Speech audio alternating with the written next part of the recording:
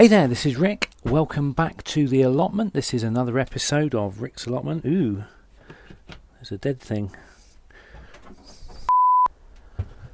Hi there, welcome to Rick's Allotment. Ugh. Greetings and salutations, this is Rick. I hope everyone's having a great day. Welcome to another episode of Rick's Allotment. There's lots to be getting on with today and lots to see, so come on, let's go and have a look.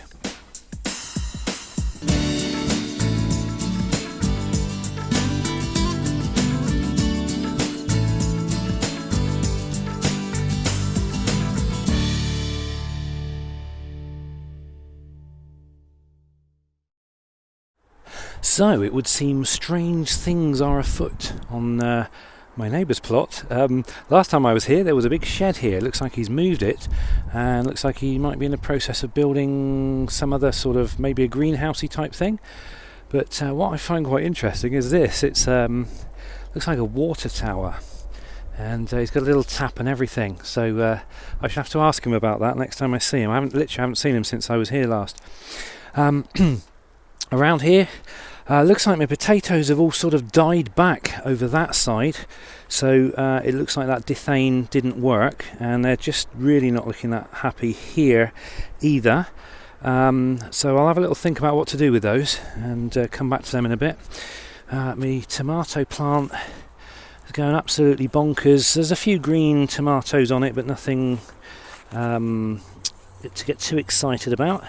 And it looks like the beetroots have... they're growing slowly. I think that's about the best I can say. Interestingly, all of the beds that have got manure on them, absolutely no sign of weeds whatsoever, which I'm really happy about. Apart from this one, it looks like something has either... for a minute there I thought something had moved the chicken wire out of the way, but this was the only bed that I left slightly exposed, and something has been digging in there. And I'd say by the extent of that damage... well, it's not damaged, it's just dug it away. I'd say that was probably a fox. So may have to take stronger measures to stop the foxes. You may also notice the contents of this. This is the little trailer that I've got. And before I went home last time when I got the manure, I went and got another one. And so this has basically been sat here for a week because I've been away for a week. So I'm hoping to get some of this onto some of these beds, and a few other little bits I've got to do, so I think I really ought to get started. Right then, first of all, let's take a quick look at these, which I planted the other week, the Swiss chard and the spinach. Probably straight away you can see what's going on here. If not, I'll give you a closer look. Basically what I got in there is Swiss chard and weeds, and the same goes here. I've got spinach and weeds. Now firstly, I'm a little bit surprised, but these are all wet. Now I haven't watered them for literally, I've been away for a whole week. They've been in here. We've had good weather apparently, and they're wet, so I'm assuming either someone's been coming in and watering them. If you have, thank you. Otherwise, we've been getting some sort of a leak come in, and it's been watering them. So I seem to have accidentally, possibly, developed an accidental watering system that is actually working, which is quite cool. But obviously the mistake here was I used earth soil. Basically, I had a load of bags of soil over there. I've still got a few. Most of which I thought was that special soil that I shipped in, and the same stuff that I used in those paddling pools, but clearly this stuff wasn't, and it's got loads of weeds in it. So I think what I'm going to do is the rest of that soil I'm just going to put it out there and put on the beds, and then get some proper potting soil in to do this sort of thing. Otherwise this is going to happen all the time, and it's just it's not great. I'm assuming the little things are the weeds and the big things are the spinach. I'll let them grow a little bit more so I can differentiate between the two, and then obviously I'll have to weed these. But it's something you really don't want to get involved with your seedlings, is weeding. So I shall not be making that mistake again. So here we have the culprit soil, and it came in this bag. So I'm basically just going to bin this now. I'm going to put it straight in one of the beds, and then we'll get some decent stuff in, I think. I'll start with the bag.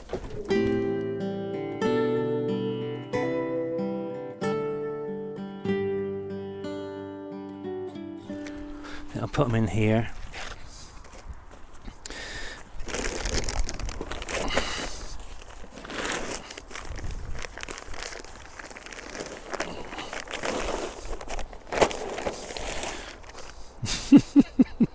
That's the good soil. What an idiot. That's the soil I needed for potting. Never mind, it was only half a bag. That's the bad soil.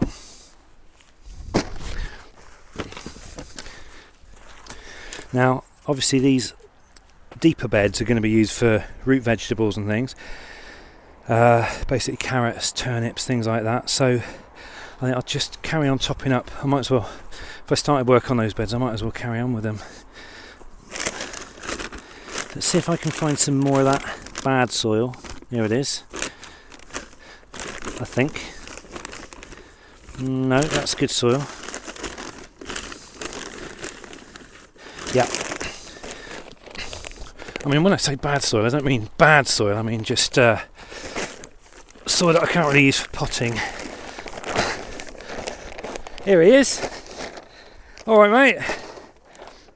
I loving the water tower. Cool, isn't it? Camera's rolling. Want to talk us through it? Yeah, go and grab it.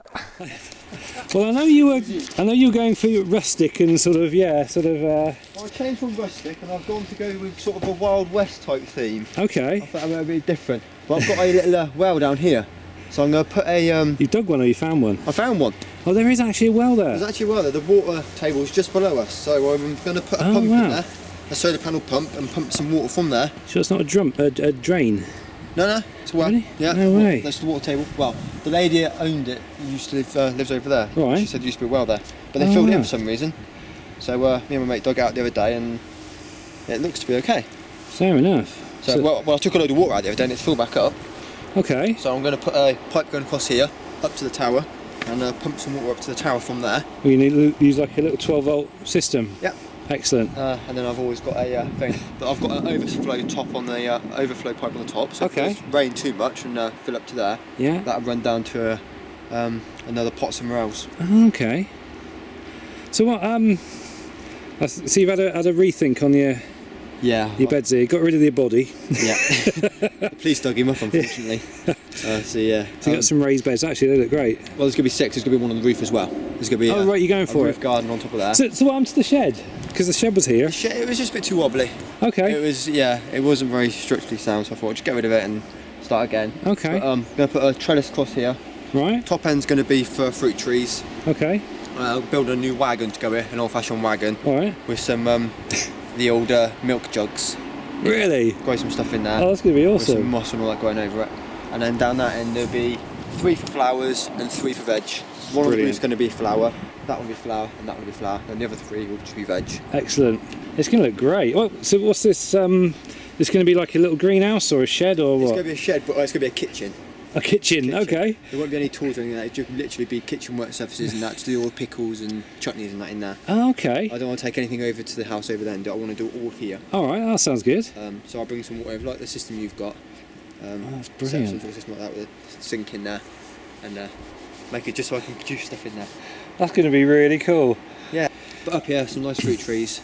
Excellent. Oh, that's going to be great. Well, good luck with it. It's going to be good. Thank you.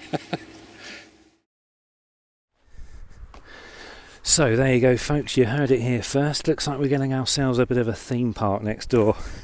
I can't wait to see what it looks like, and it has my thumbs of approval. Right then, let's get back to this, shall we? I've topped it up with enough soil. I just need to top it off now with a bit of that manure, and then this will be ready for planting in the spring. So I'll go and get my wheelbarrow and we'll dig some of that up. Right, while I've been away, it looks like this has had a chance to settle down a bit, and it's been growing some mushrooms as well, which is interesting. Must be good stuff. So I'll just take enough to put on top of the one bed. A couple of scoops should do the trick, I think. This is a great shovel. Literally, the wheelbarrow's half full with 2 scoops. That's pretty impressive.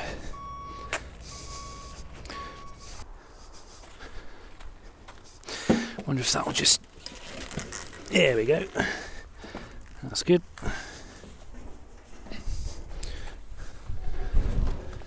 I'll just spread that around and then let nature do its thing.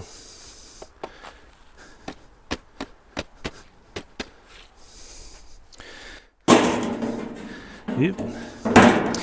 Right, I'll just get on with another few beds and then I'll get back to you. There we go, that's that bed done. I've left that one alone. I'm not going to put any manure on that one because I think if you grow carrots in too rich a soil you get bent carrots. But I have added manure to all of these beds down the bottom end of the garden there. The trailer's now empty and pretty much all of these beds now are ready for next spring, or you know that I'll be putting them to bed for the winter, and then hopefully when next spring comes around they're going to be ready to be planted. So that now leaves us with the potatoes, and I have no idea what to do about these potatoes. All of the potato plants in those beds have all died off, and all I can see there is weeds. Most of these are kind of looking extremely unhealthy or have died off here, and again all I can see is weeds. So I really haven't got a clue what to do, how to progress with this. I mean, I could lift all the weeds off and pull the mesh off and tidy them up, or I can just leave them and then come back in about 2 months' time and see whether there are any potatoes underneath. I think that's what I'm going to do. I really can't be bothered with these beds now. It's basically a case of they got two chances now. They'll either produce potatoes in December or they won't. If not, I'll get them from the supermarket. But it would be nice to, get some Christmas spuds here. But I really don't have a clue where to go from here, apart from just kind of let nature do its thing, and we'll find out what we got. Now you can see the tiny little bit of bed there that wasn't covered in chicken wire actually got dug up by the foxes. I've just scooped it back in again now. So I'm going to have to be really careful, and I think I'm going to use some of those blue things because I've run out of chicken wire for those beds. So I'm just going to use a load of these blue things, and I'm going to put them on all of the exposed soil. So hopefully that'll keep the foxes out.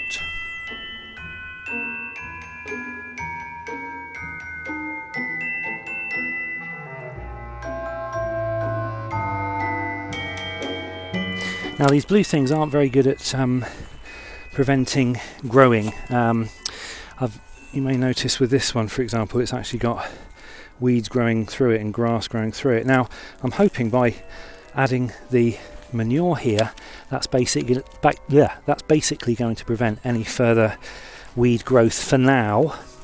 But what I'll need to do is just keep popping back and making sure that the weeds aren't growing through these. And if they are, then I'm going to have to come up with a plan B, which will probably involve adding black polythene just to prevent the growth. You can see on this one, look, it's quite a collection of weeds I got here just by pulling this up. But as I say, I'm hoping the manure is basically going to burn off anything that tries to grow there now, because it's just too strong at the moment.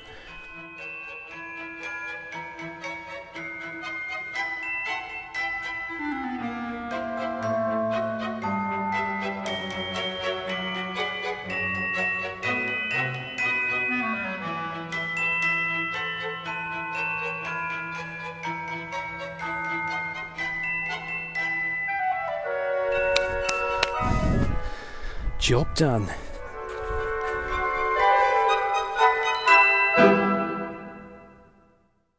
Right then, let's have a look at the cabbage that I planted a couple of weeks ago and see how they're doing. I basically planted them in 6 areas, 1, 2, 3, 4, 5, 6. Let's take care of these weeds, let's just get rid of those. And there we go, we've got one coming up here, one there. And I believe in these I planted about 3 or 4 seeds of each. We've got one germinate there, one germinated there, and none that I can see over here. So, oh, there's one possible one there and none here.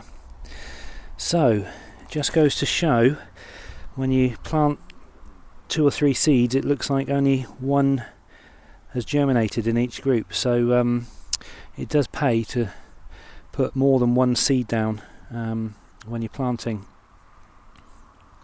Right, that's all I'm going to do for that. Now, at some point later in the year, I'm going to, if we get some decent cabbages here, I'm going to, or if it looks like we're going to get some decent cabbages, I will arrange some sort of netting so that the cabbage white butterflies early next year don't get a look in, and I might actually be able to grow some brassicas without having to deal with the creatures eating them like they always seem to do. Let's have a quick look at the bok choy. Again, I planted, I think it was 4 by 2 rows, 4 plants. Not too many weeds here, apart from that bit of grass there. And once again, I think with the bok choy I planted probably 2 or 3 seeds in each zone. I've got one coming up there that something's had a nibble on. Nothing here. One here. Nothing here. Nothing here. Nothing here. Nothing here. Nothing here. Right. We've got one. I think what I'm going to do. Why is that? Why has nothing grown here? Maybe it's a little bit early. I'll give it another week. If nothing else has grown, I'll maybe pop in a few more seeds just to see whether we can actually get some bok choy before the winter sets in. I think, if I remember rightly, it was a bit of a gamble. I did plant them a little bit late. Anyway, we'll see. Now, you may remember in the 100th episode, I planted these. These are Jerusalem artichokes, and they were a gift from a fellow YouTuber. And as you can see, they've grown up beautifully. They are absolutely in first class condition. Look at them. They're very, very happy, taller than I am, and the foliage on them is absolutely perfect. I'm really, really happy. And once again, these are plants I have done nothing to. Apparently you just plant them and they take care of themselves, and that's exactly what they've done. However, being so tall, they are a little bit prone to the wind. So we have got storms on the way, so I've decided I'm going to tie them off. Now ideally I should have done this when I first planted them, because now when I drive the stake into the ground, there's the danger that I'm going to pierce one of the tubers in the ground, which the tubers are the bits you eat. So I'm just going to have to take that risk. But these 2 tallest ones, I think I'm going to stake. So I just need to get in there, figure out where the base is. Where are we? These are really thick stems. They're looking great. There we go. It's there. So just going to drive this into the ground. Hopefully there's not going to be a potato squishing crunch. I think we're okay. And then I've just got a little bit of twine and some scissors, and I'm just going to tie them back and make sure that they don't get snapped around in the wind.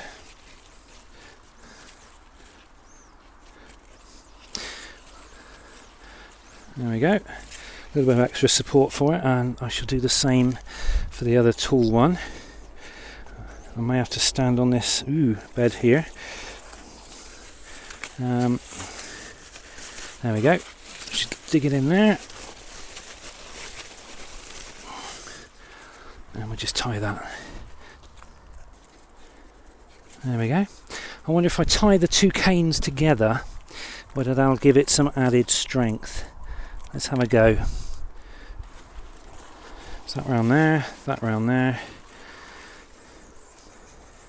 So the canes will be under pressure, so they shouldn't wave about too much. In fact, I'll tell you what. Let's go for a triangle, shall we? Triangles are going to be stronger than just 2 there on their own. So let's go for another one. In fact, I'm going to put that sticking that way round. Pythagoras would be thrilled if he knows I'm using his triangles for strength. Okay, so let's tie that round there, that round there. There we go. And hopefully we got ourselves a nice little, nice little cagey arrangement here that's going to really help these two survive any major winds that come our way. There we go. I think that's pretty good, don't you? I'm really chuffed about these. I think you harvest them much later in the year. I'll have to look up exactly when you do it, but I think these are just as the winter's coming along, just as it's setting in, that's when you go for a harvest.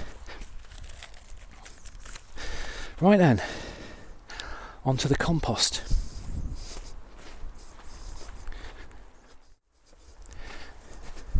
I just so happen to have a load of shredded paper, old tax forms and things that are up in my loft, because I've just emptied my loft right out, and I've got all of these shredded, and apparently you can compost shredded paper. So that's exactly what I'm going to do. Now, there are two things you can compost. There are what they call greens and browns. Browns being earth and anything brown, really. And the other thing is greens, which is obviously foliage and things like that. Now, I do believe, and I may be wrong on this, but I do believe that shredded paper is considered browns. And in an ideal compost situation, you want a good mix of both. So I'm hoping by adding this shredded paper, I'll obviously have to get in there and give it a good mix up, but it's going to help things along. Now, I must say a big thank you to everybody who has left comments and tips and advice over the past year for all of the allotment videos. I do read every single comment that I get, although, as you know, I don't always get the opportunity to reply to them. But I do very, very much appreciate you leaving comments and letting me know what you think and passing on your ideas and those tips and advice. As you know, sometimes I take that advice and do things better because of it. Right, there we go. That should hopefully get it all off to a good start. I've given it a little bit of a dig over, and I know paper doesn't take that long to break down because I've put it in before. So hopefully I'll give it a water. In fact, I can just do that, can't I? I'll give it a good watering, give it a good start. Maybe even add some of that compost accelerator to the paper just to help things along as well. In fact, I'll do that and then give it the best chance possible.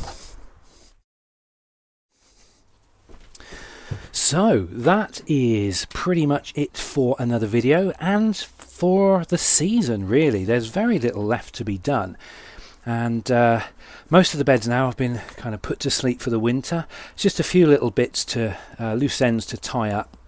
So this is probably going to be the last allotment video that I do this year. I might do one or two more later on, perhaps when I come and check out the potatoes and the Jerusalem artichokes.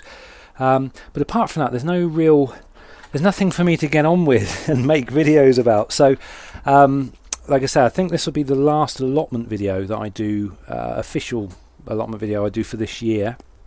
Obviously, I'm going to be back in the spring and going to get cracking on putting this brand new allotment site to good use, and hopefully I'm going to get some really cracking produce next year. I want to grow really big things. That's my plan. Obviously, whether that happens or not, we'll have to wait and see, but I would most definitely be back in the spring. In the meanwhile, the RickVanMan channel is a variety channel. It always has been, and so I'm likely to put up other videos on my channel, perhaps one a week again, on other subjects, because that's what I've always done. It's only in this last year or so that it's sort of become mostly allotment videos, but I do other videos as well. And in fact, I'm actually planning on doing a video making equipment video at some point very soon. So that's it then, guys. Thanks for watching. Have a great rest of the day, and I will see you in the next video. Take care.